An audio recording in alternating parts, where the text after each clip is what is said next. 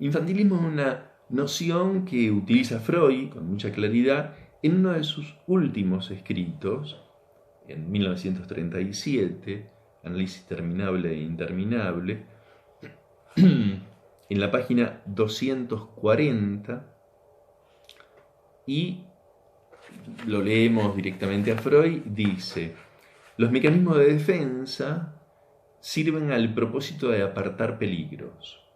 Imaginemos un mecanismo de defensa cualquiera de los tantos modos de mecanismos de defensa que hay en la vida y que están muy presentes en la vida infantil: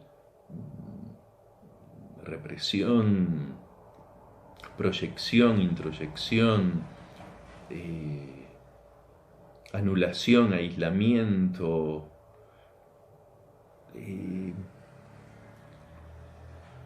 sirven, dice Freud, al propósito de apartar peligros.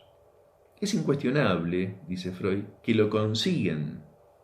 Es dudoso que el yo durante su desarrollo pueda renunciar por completo a ellos, pero es también seguro que ellos mismos pueden convertirse en peligros. ¿En peligros para qué? Para una vida más libre. Muchas veces el resultado es que el yo ha pagado un precio demasiado alto por los servicios que ellos, los mecanismos de defensa, le prestan. El gasto dinámico que se requiere para solventarlos, así como las limitaciones del yo que conllevan casi regularmente, por eso le quitan libertad, demuestran ser unos pesados lastres para la economía psíquica. Y por otra parte, dice Freud, estos mecanismos no son resignados. Después que socorrieron al yo en los años difíciles de su desarrollo.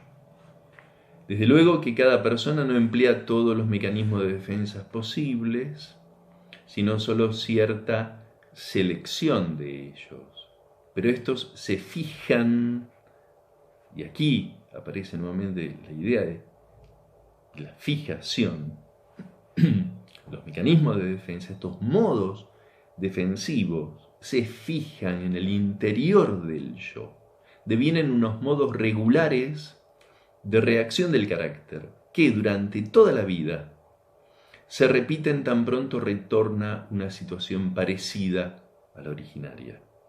Así pasan a ser infantilismos, dice Freud. Está en la página 240 del tomo 23. A continuación, Freud mismo tiene una reflexión política y también cita a Goethe, el escritor, en su famoso Fausto, parte 1, escena 4. La parte política, dice Freud, así pasan a ser infantilismos, comparten el destino de tantas instituciones que se afanan en conservarse cuando ha pasado la época de su idoneidad. Y Goethe es citado por Freud con mucha precisión, uno de sus muchos autores favoritos, cuando Goethe en el Fausto dice: la razón para en locura. Se detiene, lleva. La razón para en locura. La obra de bien en azote. Y da Freud ejemplos de infantilismos o como en la vida adulta aparecen estos infantilismos. Dice Freud, el yo fortalecido del adulto sigue defendiéndose de unos peligros que ya no existen en la realidad objetiva y aún se ve forzado a rebuscar aquellas situaciones de la realidad que puedan servir como sustitutos aproximados del peligro originario, a fin de justificar su aferramiento a los modos habituales de reacción. Yo les invito a que lo piensen, a que lo elaboren, a que se imaginen ejemplos, a que incluso se pregunten en qué medida ciertas situaciones de la propia experiencia se pueden leer desde estas perspectivas. ¿Qué tenemos con todo esto en lo que nos transmite Freud respecto del síntoma y la fijación? Un espíritu científico de Freud. El espíritu científico lo podemos definir como aquello que lo habitaba a Freud en su deseo,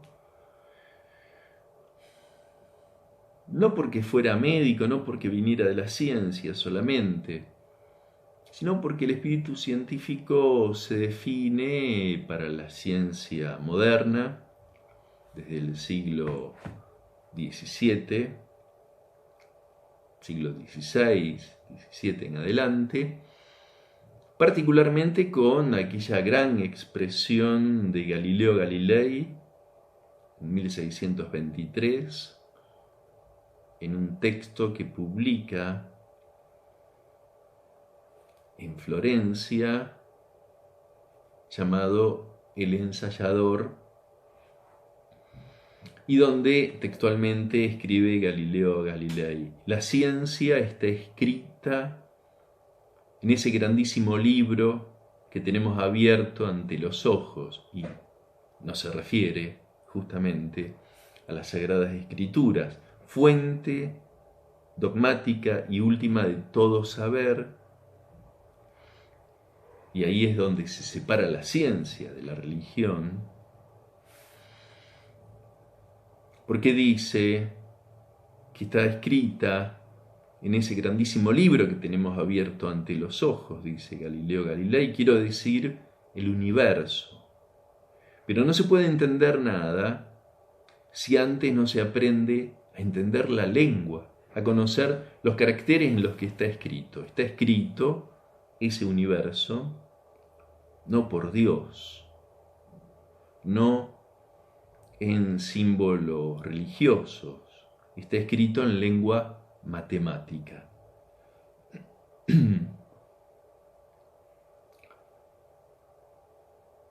Traducido a lo que a nosotros nos interesa, podríamos decir que el núcleo del espíritu científico, el corazón del espíritu científico, es partir de un supuesto. El supuesto es que hay saber en lo real. O sea, que aquello que se presenta como una realidad enigmática, una realidad indescifrable, incomprensible, una realidad muy sin sentido, como el síntoma, por ejemplo, es pasible de ser comprendida si uno encuentra las fórmulas adecuadas que implican elaborar un saber. Esto es la base del espíritu científico desde la Edad Moderna en adelante. Es en lo que confiamos, haciendo un paréntesis, les digo esto, hoy en día frente a esta pandemia del virus COVID-19, que esperamos que la ciencia encuentre cuál es el saber en lo real, en eso enigmático que funciona como virus, que se ha extendido a todo el planeta, y esperamos que la ciencia descifre en sus fórmulas, en la biología, en la investigación que están desarrollando tantos laboratorios en el mundo entero, una formulación que permita inventar o una vacuna o los retrovirales que detenga la enfermedad que provoca el virus. Entonces, lo que encontramos en la obra de Freud es este espíritu científico que, frente a lo que se le presentaba como un real, un enigma incomprensible en principio, como el síntoma, como las neurosis, pudieran ser explicados a través de la elaboración de un saber. Eso es lo que encontramos que Freud crea conceptos, elabora un edificio doctrinario, un edificio teórico que le permite explicar de diferentes maneras, con una gran amplitud, una densidad enorme, lo que implica el síntoma, eso que habíamos partido de considerarlo en los dos primeros teóricos como un sinsentido que en principio lo primero que descubre Freud es que tiene sentido, tiene alguna significación, quiere decir algo. A Freud no le fue suficiente por este deseo de elaborar un saber sobre eso, no le fue suficiente quedar con que el síntoma tiene un sentido. Y de ahí entonces que el concepto de fijación,